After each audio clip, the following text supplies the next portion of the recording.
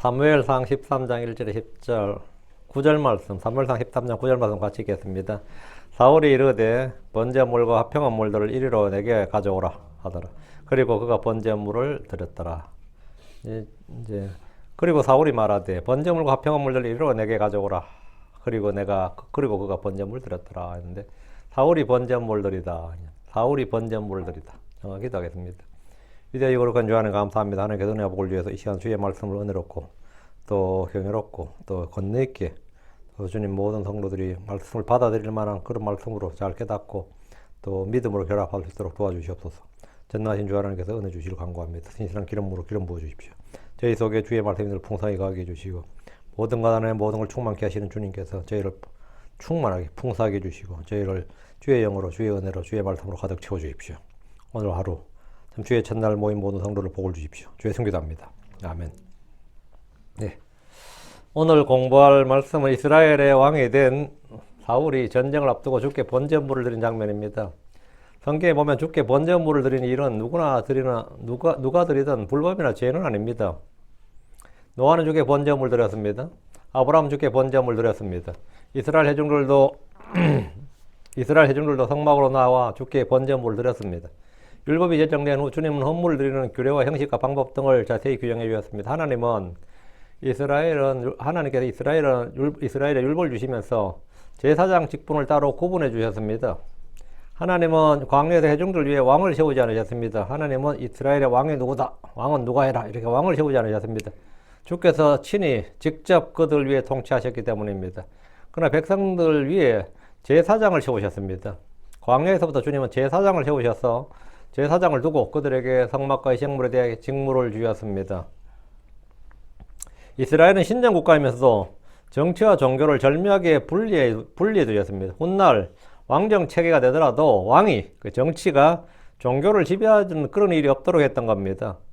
지금까지 왕이 없었기 때문에 제사장들을 축으로 하는 종교가 정치에 간섭을 받는 일이 전혀 없었습니다.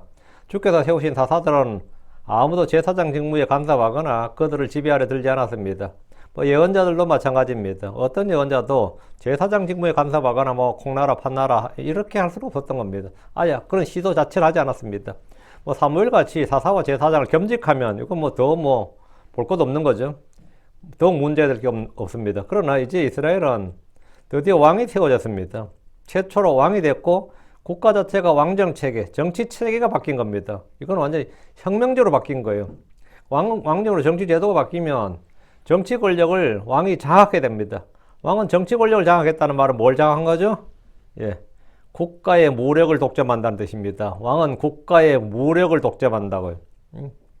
군사력을 독점한다는 말은 뭐냐? 군권을 장악한다는 말은 왕이 국가의 무력을 자기 안에 둔다.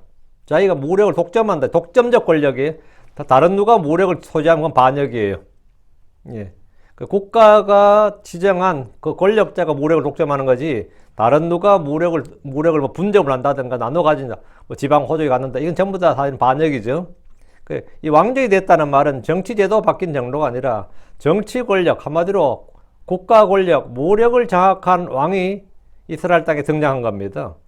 왕의 권력이 어디까지 미치고 왕의 명령과 권위가 제사장들을 압도하게 되면 유대교란 종교는 자연스럽게 왕에게 복속되어 버립니다. 그렇죠? 종교가 정치에 예속이 된다고. 이 대표적인 때가 사실은 다윗 왕 때였어요. 다윗 왕이 워낙 권력이 세기 때문에 다윗이 제사장들을 전부 다 제사장 체제를 다 개편해 버렸습니다. 그럼 누가 제사장을 하고 제사장은 우리가 24개 나눈다 그러죠. 그 전부 다 다윗이 만든 겁니다. 성전의 규례가 전부 다 다윗이 다 만든, 다윗의 권력이 워낙 세기 때문에 그렇습니다. 근데 이게 다윗이 워낙 선한 왕이었기 때문에 망정이지, 좀 악한 왕이었다든가, 자기 입맛에 좀 맞추게 된다면, 제사장도 내가 임명하는 거예요. 지금 중국이 티베트의 달라이라마를 임명하잖아요. 중국 공산당 임명하거든요. 국가가 뭐죠? 종교 권력을 장악을 한다고. 반면에 지금 이란은 종교 권력이 정치 권력을 장악합니다. 종교적 제사장이 대통령을 좌지우지한다고요. 대통령이 사실 수상도 안 내는 거예요. 지금 이란 대통령은. 이란 혁명 수비단은 국가의 권력을 대통령이 장악하는 게 아니라 종교 지도자가 장악하고 있단 말이죠. 중세 교황도 그랬었고요.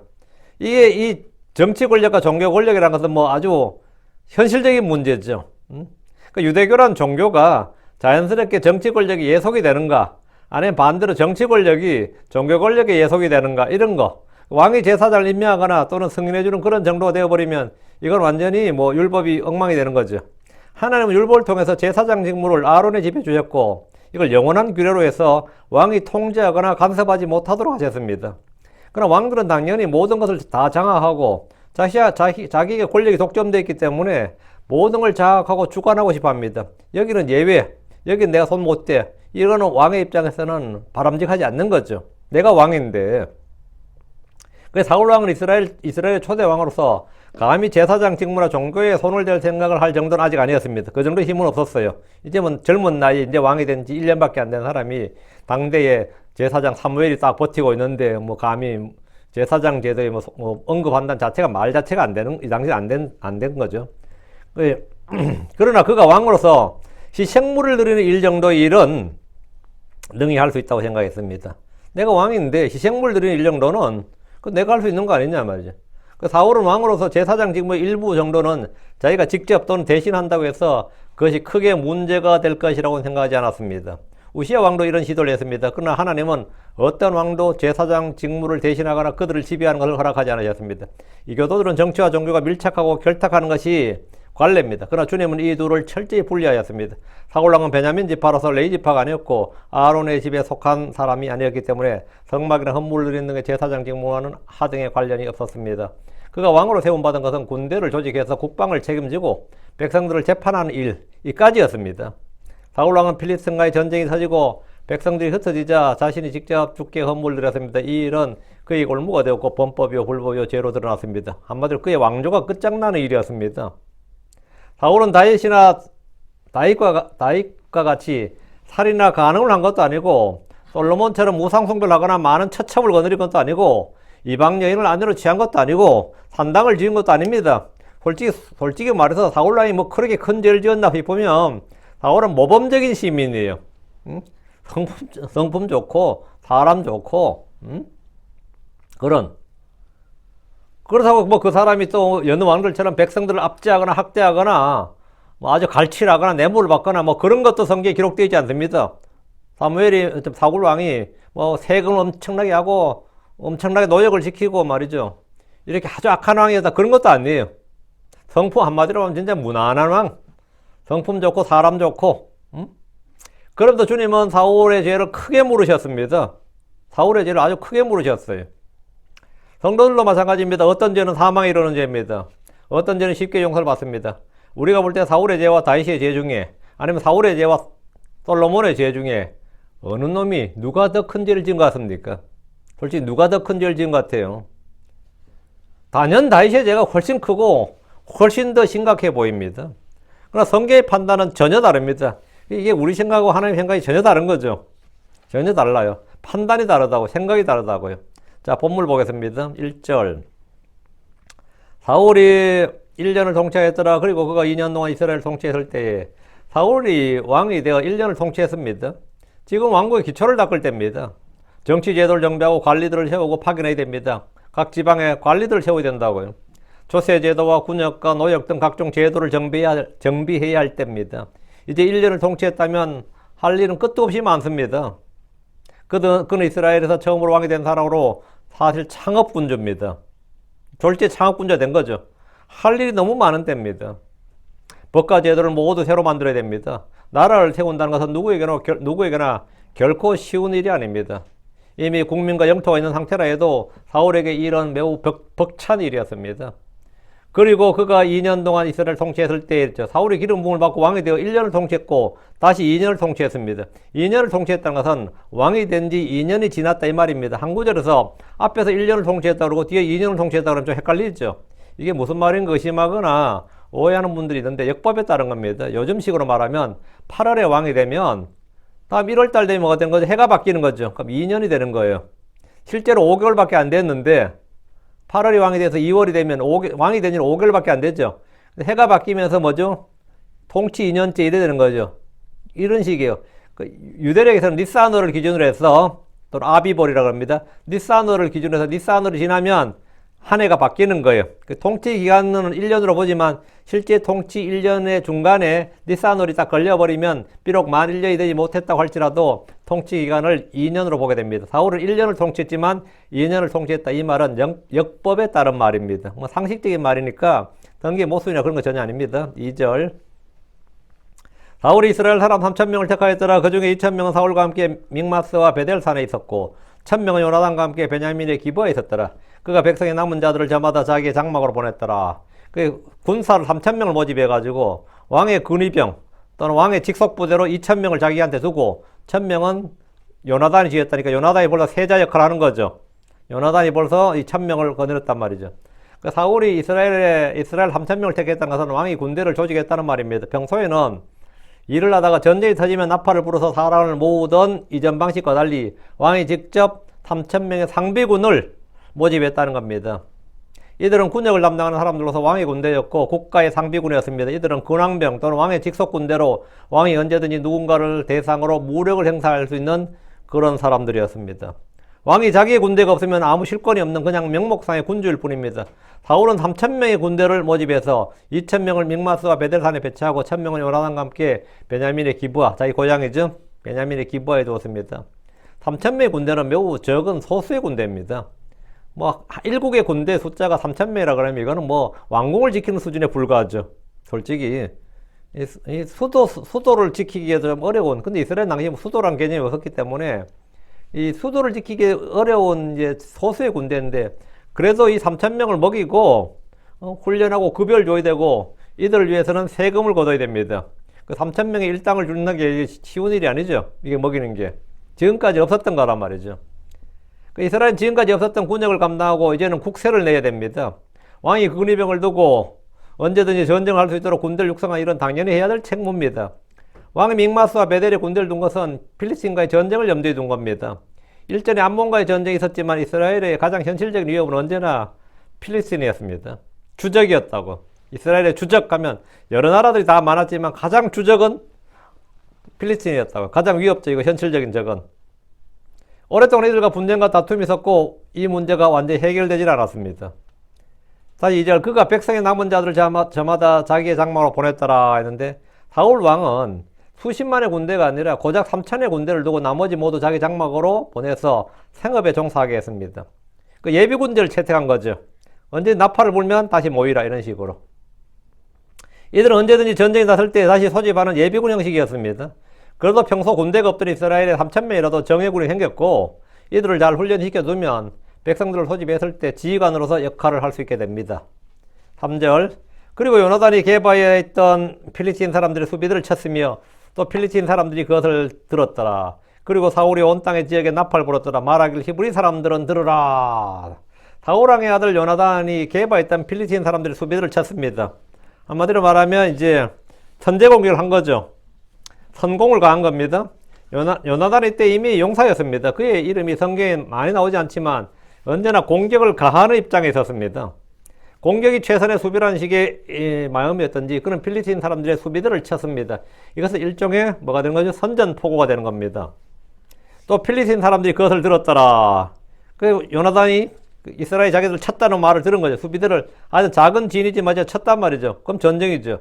이제 전쟁은 피할 수가 없게 되었고 양국 간의 전면전으로 번졌습니다. 사울왕은 온 땅에 저녁에 나팔을 불었습니다. 전쟁의 개시와 더불어 전시 동원령을 내린 겁니다. 이때는 농사를 짓던 백성들도 모두 자기 일을 그만두고 전쟁터로 가야 됩니다. 히브리 사람들은 들으라 하는데 왕의 말 명령을 들으라는 말입니다. 전쟁하러 온 군사들은 왕의 명령을 듣고 순종해야 됩니다. 우리는 그리스도의 좋은 군사들로서 주의 말씀, 주의 명령을 들어야 됩니다. 우리는 모두 뭐다? 그리스도의 뭐다? 군사들입니다. 우리는 그리스도의 군사들이에요. 예수님은 구원의 대장입니다. 주님은 전쟁의 주십니다. 우리는 믿음의 선한 싸움을 싸워야 됩니다.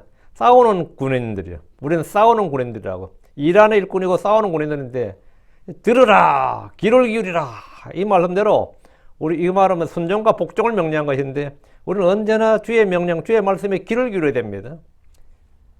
주의 말씀, 주의 명령, 주의 법, 주의 훈계, 주의 경고를 주의에 기울이고 거기에 귀를 기울여서 들어야 됩니다. 주의 말씀은 권위가 있고 권능이 있습니다. 말씀에 순종하면 복을 받습니다. 땅에 은혜를 받습니다. 말씀에 순종하면 승리가 옵니다. 4절 이에 온 이스라엘이 사울이 필리스틴 사람들의 수비들을 쳤다는 것과 또 이스라엘도 필리스틴 사람들에게 가증히 여겼다는 것을 들었더라. 이스라엘이 사정을 듣게 된 거죠. 왜 갑자기 또 전쟁이냐 이랬던 거죠. 이에 백성이 부름을 받아 사울을 따라 길갈로 함께 모였더라. 군대로 소집된 이스라엘 사람들도 사울이 필리스틴 사람들의 수비들을 쳤다는 걸 들었습니다. 요나단이 쳤는데 왕의 명령 없이 군대를 움직이지 않았을 테니까 당연히 왕이 친 거죠.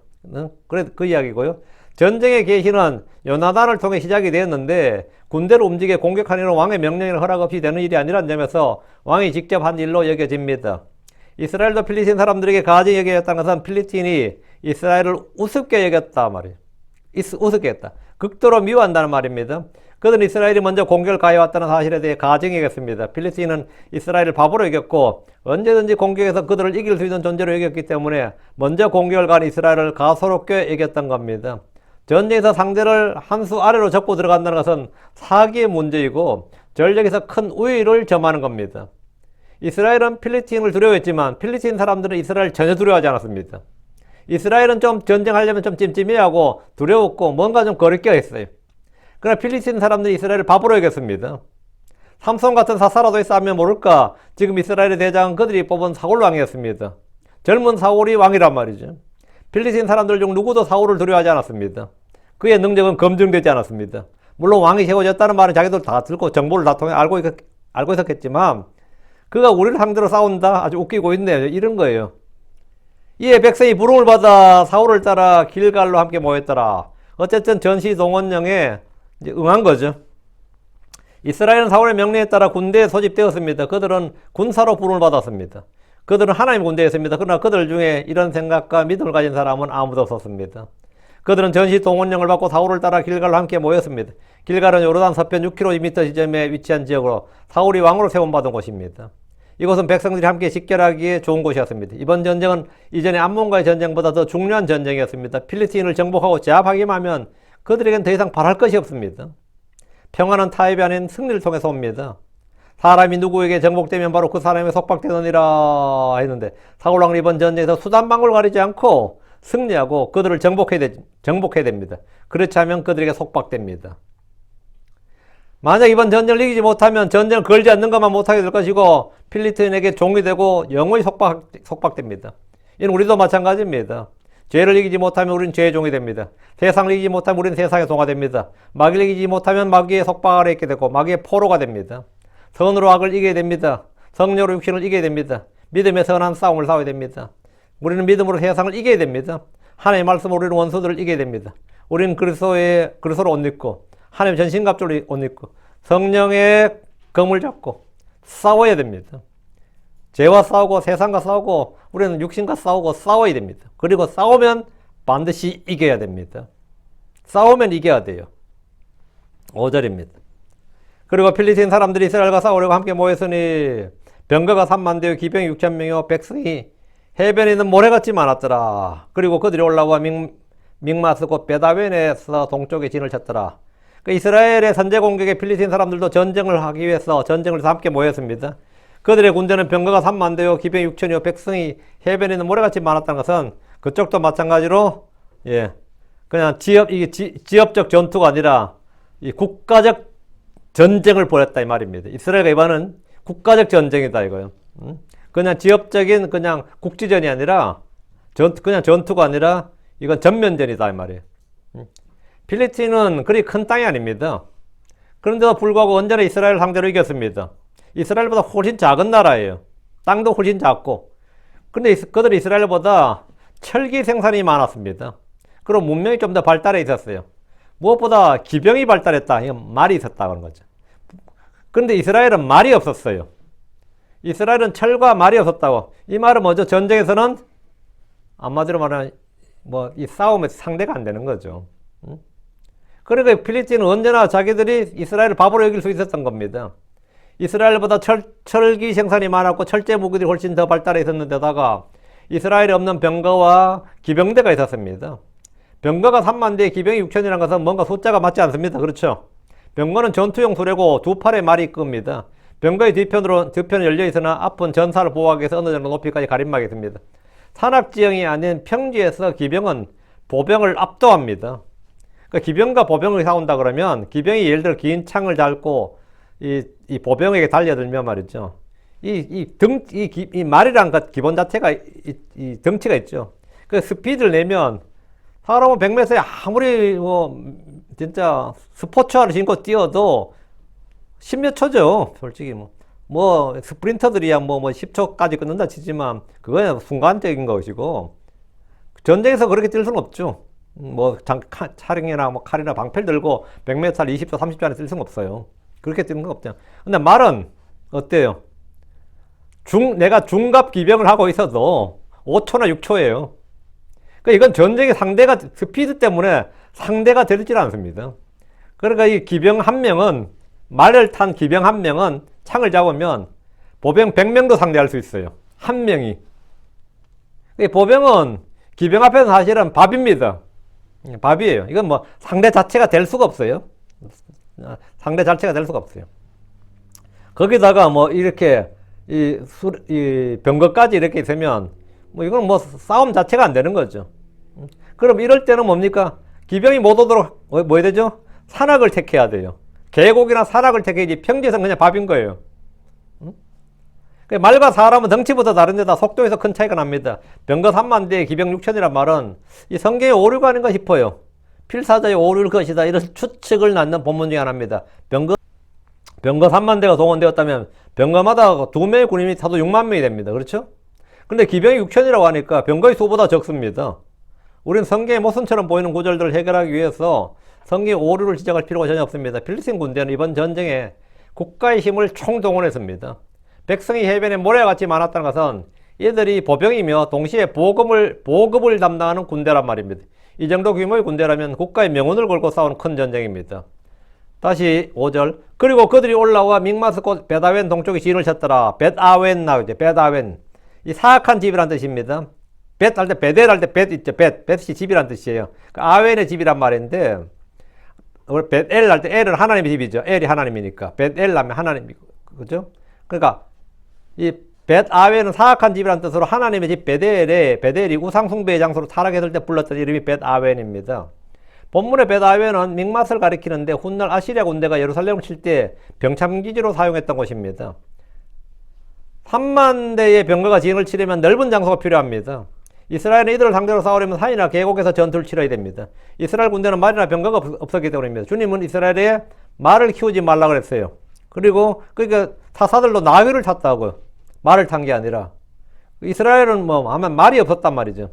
보병이 기병을 상대하려면 지형지물을 잘 활용해야 됩니다. 사울왕은 이전에 암몬의 대성을 거둠으로 백성들로부터 절대적 지지를 받아서 왕으로 등극했듯이 이번 전쟁을 승리로 이끌면 그의 왕권은 탄탄대로가 될 겁니다. 이제 왕이 된 지 얼마 되지 않는 시점에서 일어나는 이 전쟁은 어느 때보다 더 절실한 승리를 필요로 합니다. 이스라엘 역시 왕이 왜 필요한지, 왜 그들이 왕을 선택했는지 이번에 입증할 필요가 있습니다. 이럴 때 싸우라고 우리가 왕을 세운 거 아니냐. 이런 날을 대비해서 우리가 왕을 달라고 한 거 아니냐. 이걸 자기들이 스스로 입증을 해야 된다고. 그들이 왕을 구한 이유 중에 하나가 뭐죠? 바로 이런 전쟁을 하기 위해서였습니다. 그러나 전쟁은 주께 속한 것입니다. 사울이나 이스라엘은 언제나 이 사실을 기억해야 됩니다. 사무엘상 7장 41절에 사무엘상 17장 41절 또 이 모인 온 무리가 주께서 칼이나 창으로 구원하지 아니하심을 알리라. 이는 전쟁은 주께 속한 것이요 또 그분께서 너희를 우리 손에 넘겨주실 것이기 때문이라. 역대기 20장 15절에도 온 유다와 예루살렘 거주민들과 여호사밧 왕이여 너희는 귀를 기울일지어다. 주가 이같이 너희에게 말하노라. 이 큰 무리로 인하여 두려워하거나 놀라지 말라. 그 전쟁은 너희에게 속한 것이 아니요 하나님에게 속한 것이니라. 전쟁은 너희에게 속한 것이 아니라 하나님에게 속한 것이다. 그래서 사울은 이 전쟁을 통해서 이 사실을 깊이 깨달아야 됩니다. 그리고 주님께 매달려야 돼요. 지금 뭐 백성들한테 매달릴 게 아니고 그냥 하나님께 매달려야 돼요. 하나님. 내가 이제 왕이 되는데 이 전쟁이 진짜 이걸 반드시 이겨야 됩니다. 주님, 이 전쟁은 주님께 속한 것입니다 하고 그 방법밖에 없어요. 지금까지 이스라엘은 그들의 군대로 적을 이긴 것이 아닙니다. 광야에서부터 그들의 전쟁은 그들의 칼과 활과 그들의 팔이 아니라 주님이 주신 승리였습니다. 가나안 정복 전쟁이나 사사시대에 있었던 모든 전에서 칼과 창과 말과 병거와 그리고 많은 군대보다 더 중요한 것이 믿음이었습니다. 우리는 그리스도의 군사로서 구원의 대장이신 그리스도 예수님을 믿어야 합니다. 하나님은 그리스도 안에서 그를 통해서 우리가 항상 승리하도록 하시는 분입니다. 우리에게 승리를 선물로 주시는 분입니다. 세상을 이기는 승리는 우리의 믿음입니다. 우리의 대적들은 언제나 우리의 곁에 있습니다. 세상이나 마귀나 죄나 육신의 정과 욕심 등 어느 것 하나 멀리 떨어져 있지 않습니다. 우리의 대적은 멀리 떨어져 있지 않습니다. 우리가 싸우고자 할 때 적들은 더 크고 무섭게 일어납니다. 그러나 우리 안에 계신 분은 세상보다, 세상에 있는 모든 것보다 더 크신 분입니다. 우리 안에서 일하시는 하나님은 강하신 분입니다. 우리에게 필요한 것은 뭐다? 예, 강력한 어떤 전쟁의 툴이나 무기가 아닙니다. 기도예요. 그리고 주님을 믿는 믿음입니다. 주님이 우리의 대장이시다. 나는 주님의 지휘를 받아야 되고 주님이 나를 대신해 싸우시고 나보다 앞서 싸우셔야 된다. 이 하나 붙들고 전쟁을 하는 겁니다. 전쟁은 누구에 속했다? 주께 속한 것이다. 승리 누가 주신 거자? 하나님 주시는 것이다. 나의 도움은 누구부터 온다? 주로부터 오는 것이다. 이거 하나로 우리가 이 세상 살아가는 거예요. 크리스천들에게는 아무런 뭐가 없습니다. 우리 말도 없고 병거도 없고 뭐도 없어요. 우리에게는 뭐 계시다? 예, 전능하신 주 하나님 계시다. 지금 사울왕이 백성들을 전시 동원령을 내려놨지만 그 백성들은 다 농군들이에요. 사실 무지렁이들이라고. 응? 그 사실은 뭐 아무것도 할 게 없어요. 그냥 주님 의지해요. 주님을 불러야 된다고. 6절.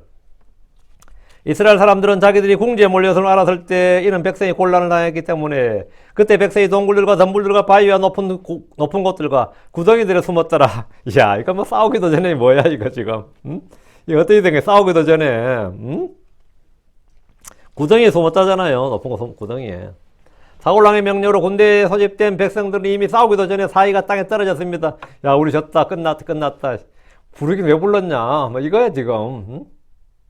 그들은 필리스틴 군대 위용과 힘에 밀렸습니다. 궁지에 몰려서 알았다는 것은 이 전쟁은 승산이 없다는 걸 알았다는 말입니다. 전쟁터 오라고 해서 오긴 왔는데 뭐 안 오면 뭐 역적되니까 오긴 왔는데 난리 난 거죠. 그들은 이미 싸우기도 전에 패배한 상태입니다. 이는 백성이 곤란을 당했기 때문에 라고 했는데 전의를 상실한 군대의 모습입니다. 이스라엘이 그래서 필리스틴 앞에만 서면 위축되었는데 이는 오랫동안 패배의 경험이 누적되었기 때문입니다. 싸울 때마다 그들은 졌기 때문이에요. 백성들은 힘을 합쳐 싸워야 함에도 불구하고 동굴들과 덤불들과 바위와 높은 곳들과 구덩이들에 숨어버렸습니다. 사울은 어떻게 하라는 거예요? 응? 사울은 어떻게 하라고 숨어버려? 군대가 전혀 통제가 되질 않습니다. 지휘체계가 서지 않는다고. 군대가 전혀 통제되지 않는 상태를 보여주는데 이런 전쟁은 해볼 필요도 없습니다. 요나단의 성공으로 시작된 전쟁이 이상하게 흘러갔습니다. 이들은 싸우기 위해 모인 것이 아니라 도망하려고 모인 사람들 같습니다. 적에 맞서기 도전에 도망칠 궁리를 하고 있었습니다. 군기도 사기도 없는 군대의 모습으로 이들은 그들의 대장인 사울왕에 대한 믿음이 전혀 없었습니다. 그들은 사울을 왕으로 세웠는데 사울왕에 대한 믿음이 1도 없었어요. 그래서 사울이 지휘하니까 사울이 뭘 하겠지. 사울왕이 뭘 하겠지. 이런 믿음이 1도 없었다고. 하나님 믿는 믿음도 없었습니다. 괜히 왕을 따라 싸웠다가 개중을 당하느니 내 한 목숨 살 길을 찾자는 것이 지금 백성들의 일치된 마음입니다. 적이 압도적 군사력 앞에서 이들은 무기력했습니다. 솔직히 우리도 이런 일이 많습니다. 싸우긴 싸워야 되는데 싸워야 된다는 건 나도 알아. 싸우긴 해야 되는데 싸울 힘이 없습니다. 두렵습니다. 괜히 뭐 해봐도 되지도 않을 것 같고. 싸워야 한다는 건 나도 알지만 승리를 전혀 기대할 수 없을 때 우리가 어떻게 해야 됩니까? 그냥 도망쳐버립니다. 그리고 숨어버려요. 이 사건을 피하는 거죠. 도망치거나 숨어버립니다. 고난과 어려움을 인식하면 상황을 회피하고 싶어하는 것이 육신의 본성입니다. 그러나 우리에겐 승리를 주시는 강력한 무기가 있습니다. 우리에게 승리를 주시는 강력한 무기가 있어요. 빛의 갑옷 하나님의 전신갑주를 입고 성령의 검을 취하는 겁니다. 우리에게는 구원의 대장 전투에 능하신 주가 계십니다. 우리를 위해 싸우시는 분, 우리 앞에 나가서 싸우신 분이 계십니다. 우리의 대장이신 예수 그리스도라는 사실, 우리의 대장이 예수 그리스도라는 사실을 믿으십시오. 예수님께서 우리 편이시고 우리와 함께 하신다는 사실, 우리를 위해 싸우신다는 사실, 우리 함께 하신다는 사실을 믿어야 됩니다. 이 믿음을 가지고 싸우면 이깁니다. 도망치면 집니다. 도망치면 이길 기회 자체가 없습니다. 싸우면 이깁니다. 저는 뭘 가지고 나왔나? 골리앗이 놀란 게 뭐죠? 상대방이 칼이라도 들고 나왔으면 골리앗이 긴장이라도 좀 하겠지. 조금이라도. 근데 돌멩이 들고 나왔을 때 어땠을 것 같아요? 긴장 자체를 안 하지 아예.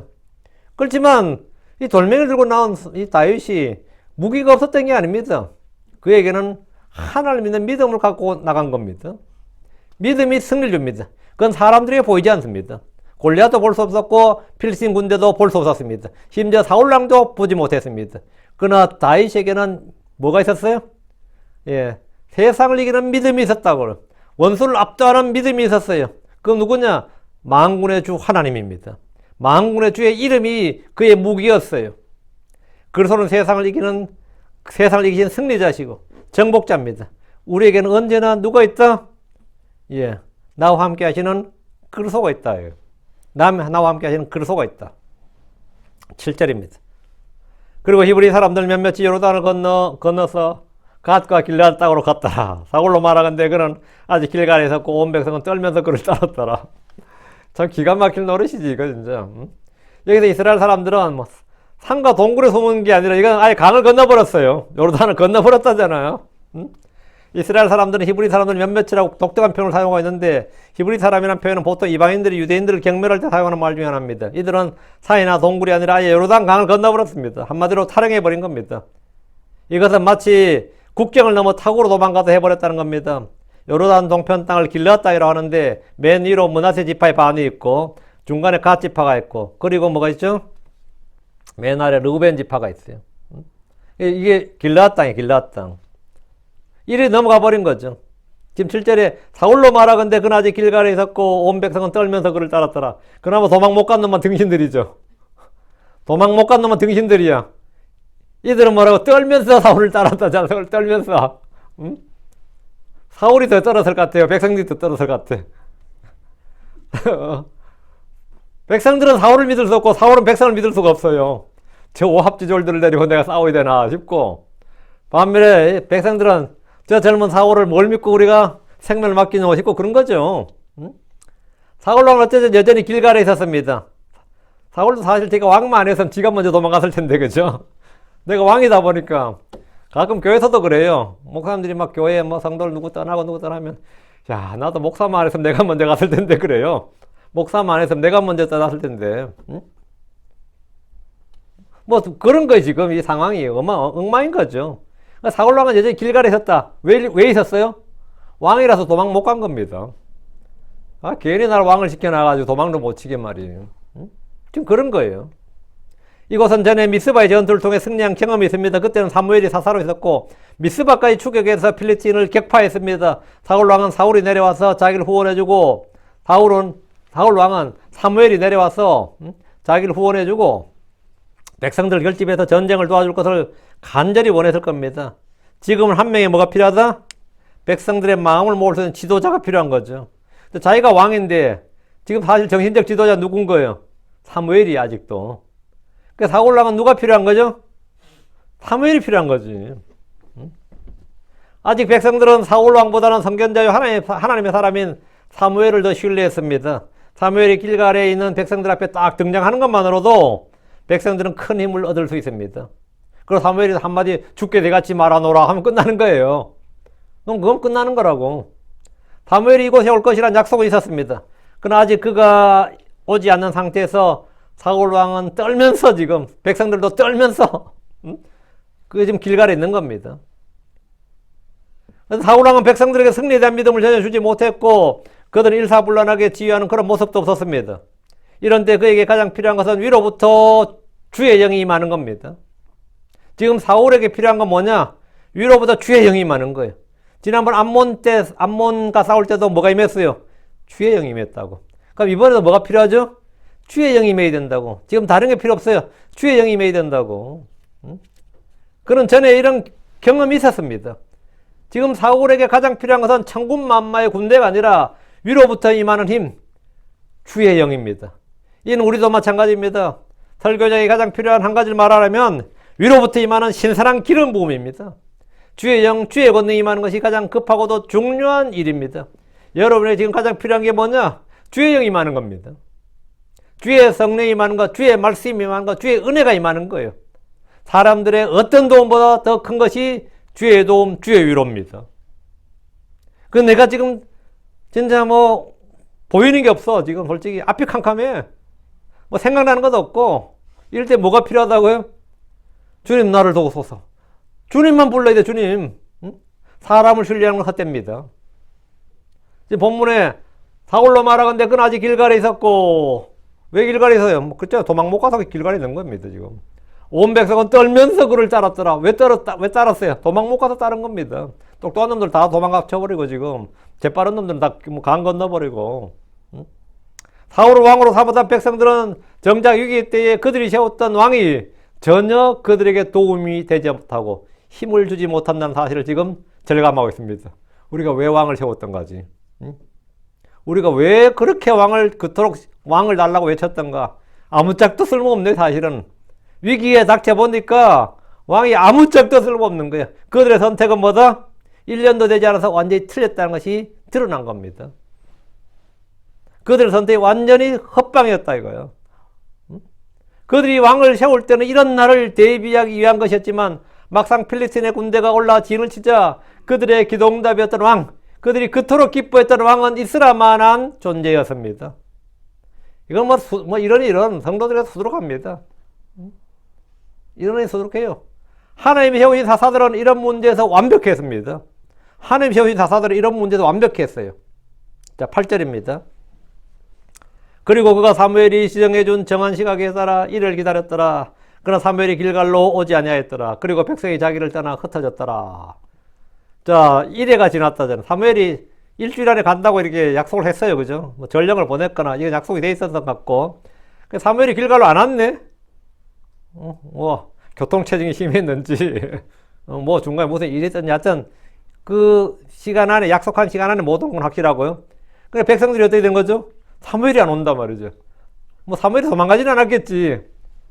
사무엘이 사울을 버렸나? 사무엘이 이 전쟁을 저거 안 하냐?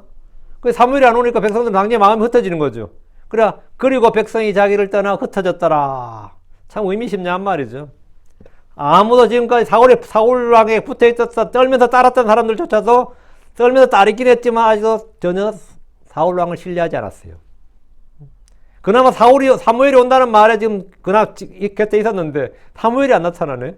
다 떠나버렸어요.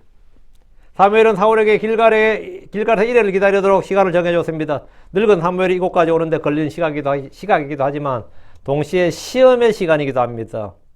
왕과 제사장의 역할 분담은 곧 정치와 종교 역할 분담이고 앞으로 이스라엘의 권력에서 중요한 축입니다. 제사장들이 정치에 관여하는 것이 월거리듯이 왕이 제사장의 직무에 관여하는 것도 월거리입니다. 지금까지 왕이 없었던 시기라 이런 부분에서 갈등의 여지가 전혀 없었습니다. 그러나 이제는 왕이 존재하기 때문에 이런 갈등이 있을 수밖에 없습니다. 사울은 지금 사무엘이 오기를 간절히 기다리고 있습니다. 사무엘은 백성들을 하나로 규합할 수 있는 그런 하나님의 사람이었습니다. 그런 존재였어요. 그가 존중을 받는 것은 사무엘이 존중을 받는 것은 왜 존중을 받는 거죠? 인기가 많아서? 아니죠. 사무엘이 왜 하나님의 사람으로 이스라엘에 존중을 받는 거예요? 예, 그가 하나님의 선견자, 하나님의 예언자였다는 거예요. 그가 하나님의 사람이었다는 점 때문에 그가 존경을 받는 거예요. 신뢰를 받는 겁니다. 그가 주께 드리는 기도는 주께서 들으신다는 것. 그 백성이 그걸 믿는 거예요. 그 사무엘이 기도하면 하나님이 들으신다 이거예요. 이런 점에서 사울과 사무엘은 분명한 차이를 보였습니다. 사울왕이 사무엘같이 백성들의 신뢰를 얻으려면 그가 더욱 하나님께 밀착하고 주의 은혜를 입어야 됩니다. 주의 힘과 주의 지혜, 주와 함께 하신과 같은 그런 증거를 가져야 됩니다. 하나님께서 사울왕과도 함께 하시네. 이런 증거를 이번에 받아야 돼요. 백성들이 앞으로 사울왕을 계속해서 신뢰하려면 이번 이 기회에 하나님이 사무엘과 함께 하셨듯이 사울왕과도 함께 하시네 하는 것이 포인트야. 그거 안 되면 꽝이야. 하나님이 우리 젊은 사울왕과도 함께 하시네. 하나님 사울왕을 기름 부으셨네. 하나님 사울왕과 함께 하시네. 하나님 사울왕을 도우시네. 이러면 끝나는 거예요. 이거 되면 이제 왕권은 탄탄대로고 앞으로 전쟁이 나도 백성들은 왕을 신뢰하는 겁니다. 그 사울왕이 백성들의 신뢰를 얻는 방법은 내 칼질을 잘해서 얻는 거 아니에요. 사울왕이 백성들의 신뢰를 얻으려면 사무엘같이 하나님을 신뢰하고 하나님의 기름 부음, 하나님의 은혜를 입어야 돼. 주의 힘, 주의 지혜, 주와 함께 하신 같은 그런 증거를 가져야 된다고. 사람들은 그가 왕이라는 타이틀과 직위를 신뢰하는 것이 아닙니다. 그의 큰 키와 힘을 신뢰하는 것도 아닙니다. 위기의 때에 백성들을 안정감, 믿음을 주는 것은 그가 하나님의 사람, 기도의 사람이란 겁니다. 이런 교회도 마찬가지입니다. 우리 교회 목사가 아니면 어떤 형제가 부자이거나 똑똑해서 그 사람을 신뢰하는 것이 아닙니다. 그러니까 하나님의 사람이고 하나님 눈에 은혜를 입은 사람이라는 점이 인정될 때, 그게 내가 받아들일 때 사람들은 그를 따르게 됩니다. 신자들은 그를 따르게 되는 겁니다. 저 사람이 하나님의 사람이다. 저 사람이 하나님의 종이다. 하나님의 사역자다. 이게 내가 어떤 신뢰가 있으면 당연히 따르게 되는 겁니다. 근데 그게 안 되면 뭡니까? 참 목사님 똑똑하시긴 하시는데 이래 되면 그거는 그렇게 큰 적은 안 돼요. 물론 뭐 그런 사람도 다른 사람도 있겠지만 제일 중요한 건 뭐냐? 하나님이 함께 하시는 사람이다 하는 거야. 하나님 함께 하시는 사람이다. 저 사람은 하나님이 함께 하시는 사람이다. 그게 보여야 돼요. 그게 보여야 돼요. 다시 8절입니다.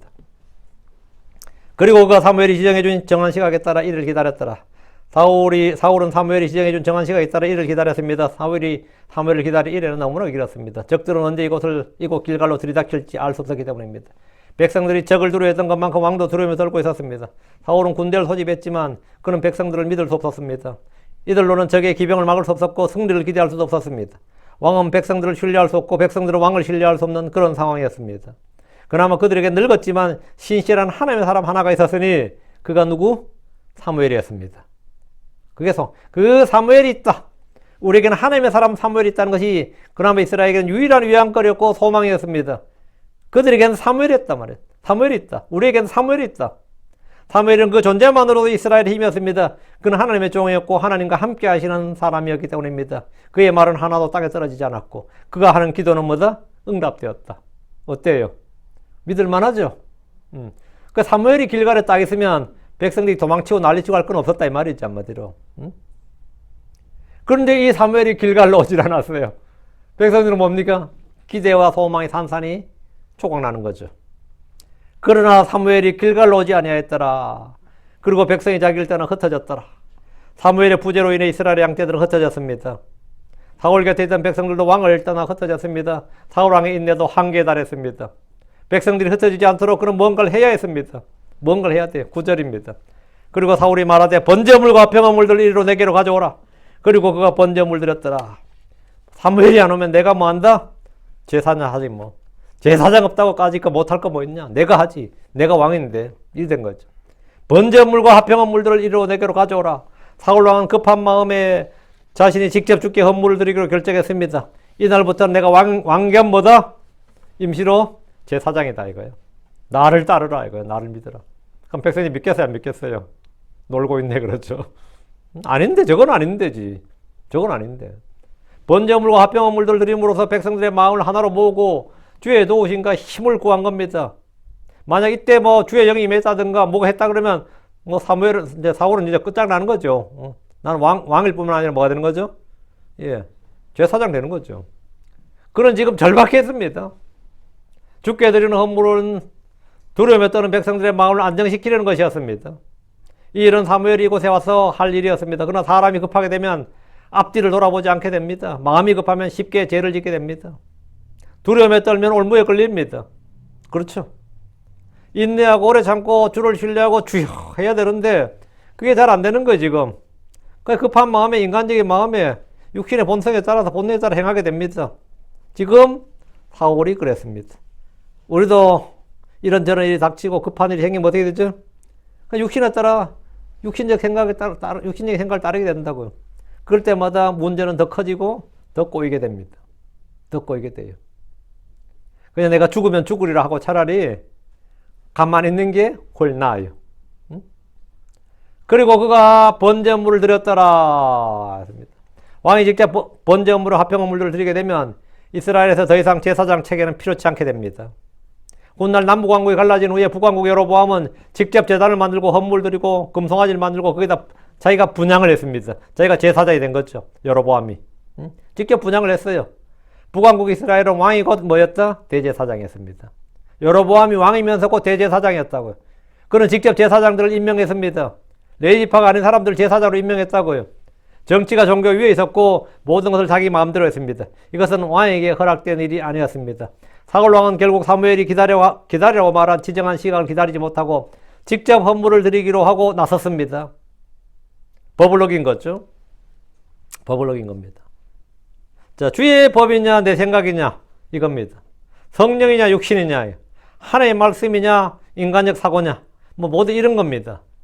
이럴 때 이게 시험의 시간이에요. 이걸 이겨내는 게 핵심입니다. 우린 자기를 부인하고 뭐 한다? 우린 자기를 부인하고 뭘 한다? 날마다 자기를 부인하고 자기 십자를 지고 주를 따른다고요. 나는 나를 부인하고 주를 따른다 이거예요. 나를 부인하고 주를 따른다. 그런데 주를 부인하고 나를 따른다. 이게 지금 사울왕이죠. 주의 말씀, 주의 법을 부인하고 나는 내 생각, 내 의견, 내 주장, 나를 따른다. 이거 나를 따른다. 반대로 해야지, 반대로. 반대로 해야 됩니다. 그 영적인 생각이란 무엇인가? 내 생각을 내려놓고 주님을 따른다. 주의 법을 따른다. 주의 말씀을 따른다. 이게 영적인 생각이에요. 이게 영적인 생각입니다.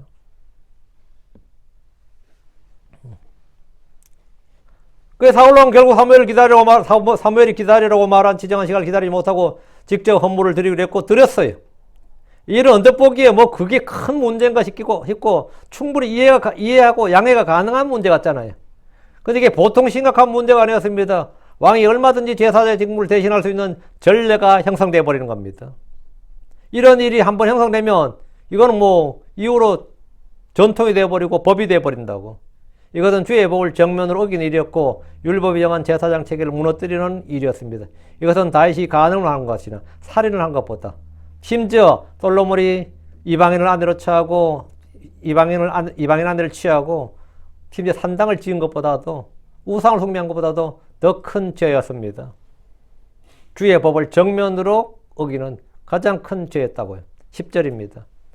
그리고 이런 일이 있었으니 그가 번제물 드리기를 마치자마자 보라 사무엘이 왔더라. 이에 사울이 그를 맞으러 나가서 그에게 뭐라 하였더라. 참 잘 굳죠.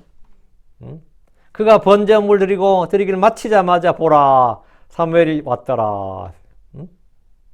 그리고 이런 일이 있었으니 이 말은 킹제임스 성경에서만 반복해서 나오는 유명한 표현으로 어떤 사건의 결과와 성취를 말합니다. 사울왕은 사무엘을 기다리다 급한 마음에 직접 번제물과 화병물을 드렸습니다.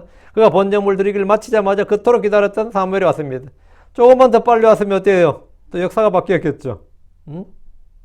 보라 사무엘이 왔더라. 참으로 황당한 일이었습니다. 조금만 더 기다렸으면 사무엘이 와서 주께 헌물 드리고 기도했을 겁니다. 그리고 사무엘이 주께 받은 말씀을 전해줬을 거예요. 그가 주께 받은 말씀을 백성들이 또 전해주었을 것이고. 그런데 모든 일이 다 일그러졌습니다. 하나님의 사람 사무엘이 와서 보니 왕이 직접 헌물을 드렸습니다. 사울은 지금이라도 이 자리에 직접 와준 사무엘을 맞으러 나가서 그를 문안했지만 사무엘의 입에서 좋은 말이 나올 리가 없었습니다. 그 입에 나온 말은 뭐냐? 네 끝났다였어요. 네 이제 끝났다였어요. 사무엘은 곧바로 사울왕의 잘못과 불법과 범죄를 추궁했습니다. 그가 한 일은 어리석은 일이고 죄였기 때문입니다. 무엇보다 그는 해서는 안 될 일을 했습니다. 사울왕은 오래 참고 인내해야 했습니다. 그리고 우리가 오래 참고 인내하는 일이 얼마나 중요한지 알겠죠? 응? 오래 참고 인내하는 것. 오래 참고 인내해야 된다. 그 인내가 연단 체험 소망했죠. 인내를 온전히 이루라 이런 말 있죠. 그러니까 인내해야 돼요. 참고 인내해야 된다고. 누구나 그의 다급한 사정을 모르는 일이 아닙니다. 우리가 읽어봐도 지금 얼마나 다급한지는 우리가 보이잖아요. 얼마나 다급했겠어요. 또 백성들 도망치지, 적은 앞에 있지. 얼마나 다급했겠어요. 그래도 그는 조금 더 기다리지를 못했습니다. 왕이 정말 다급했다면 사자들을 보내 사무엘이 속히 오도록 해야 됩니다. 그렇게 하지 못하면 수레를 보내서라도 낙을 보내서라도 빨리 오도록 해야 되지. 자기가 해야 될 일을 지금 잘못하고 있는 거죠. 아, 사무엘이 안 오나 보다. 이 생각. 사무엘이 안 오나 보다. 여기 사무엘이 길갈이 안 오나 보다. 사무엘이 약속을 어기는 사람이 아니죠. 하나님 사람인데. 근데 이 사무엘이 안 오나 보다 생각해서 결국은 자기가 이렇게 한 것인데 이 일이 큰 화근이 되는데 그 일은 다음 시간에 11절부터 나오는데 한편으로 보면 좀 황당해요. 어떻게 이런 일이 있을까 싶을 만큼. 예. 하나님께서 사울을 왕에서 해고해 버리시는 그런 장면이 나옵니다. 예. 바로 이제 하나님으로도 탄핵당하는 그런 사울 왕 이런 게 다음 여기서 바로 연결됩니다. 이 죄가 얼마나 큰 죄였는지를 지금 다루는데 보통 크리스천들 읽을 때는 이게 그렇게 큰 죄인가 싶은 그런 마음이 들 수 있습니다. 예. 사울이 번제물 드렸더라. 사울이 번제물. 주의 말씀을 정면으로 어기고 대적했던 진짜 큰 죄였습니다. 자, 잠깐 기도하겠습니다. 우리가 위기에 처할 때, 인간적인 방법이나 생각을 따르지 않고 자기 육신, 사람을 따르지 않고 오직 주의 복을 따르고 주의 말씀을 따르는 그런 이 습관을 들어야 됩니다. 그럼 평소에 이 훈련이 돼 있어야 돼요. 항상 주여 하고 주를 찾아야지. 기도합시다. 위대하고 거룩한 주 하나님 감사합니다. 오늘 주의 말씀을 선포했습니다. 선포된 말씀들이 성도들한테 잘 전달되게 해주시옵소서. 그리고 말씀을 잘 받아서 또 말씀을 잘 깨달아서 믿음과 잘 결합하고 마음속에 간직하고 전에 기록된 모든 것이 우리의 교훈과 배움과 훈계와 경고, 본보기로 기록된 것들이겠습니다. 저희가 이것들을 잘 정말 듣고 배워서 저희가 이 땅에서 믿음의 생활에서 영적인 생활을 잘 적용하고 저희가 오직 주만을 찾고 주만을 부르고 주를 따르는 자들이 되게 하여 주시옵소서. 저희가 육신의 생각은 급한 마음에 육신을 따르지 않게 하시고 사람들의 생각과 의견에 귀를 기울이는 게 아니라 저희가 오직 주를 구하고 주의 말씀을 따르게 해 주시옵소서. 자기를 부인하고 주를 따르는 그런 성도를 되게 해 주셔서 주 하나님 아버지 참으로 주님께서 약속하신 모든 일들이 성취되는 것을 저희가 알고 맛보게 해 주십시오. 저희가 그런 모든 일들의 증인이 되게 해 주십시오. 감사드립니다. 주의 성기도합니다. 아멘.